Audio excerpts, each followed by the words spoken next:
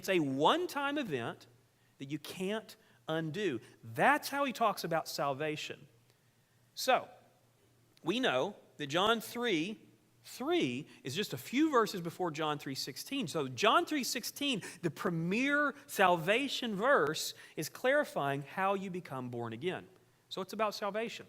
And again, most people agree with that. Most people would say, yep, that's what it says. But the confusion comes in when we start to talk about discipleship verses. So let's just take a look at one of these verses that's about growing, 1 Peter 2. So this is Peter's, different writer, different letter, and he's writing to believers. And here's what he says.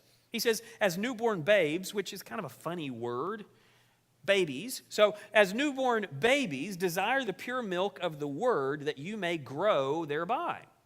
So what he's saying is, this is the word of God, and it's as if that's milk, and you need to drink that, which would be to read and understand and act upon the word of God that you're aware of, and by doing that, you will grow. Now, it would be really difficult for someone to confuse this with being born. Let me give you an analogy. So I have a 1.5-year-old. You saw him on the thing, on the screen a few minutes ago. Now, after his birth, there was something required of us. But if we didn't feed him, he wouldn't grow. We also would be picked up by CPS and they'd take him away. But the point is that there is something that must happen after his birth. He's born, and that is separate from him eating, drinking milk, and growing. And here, this is the analogy that Peter uses.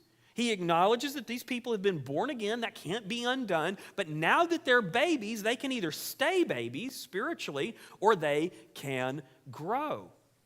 And growth is separate from the birth. Now, they're related, but they're distinct and they're separate.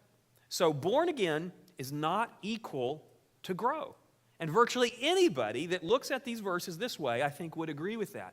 These are two separate things.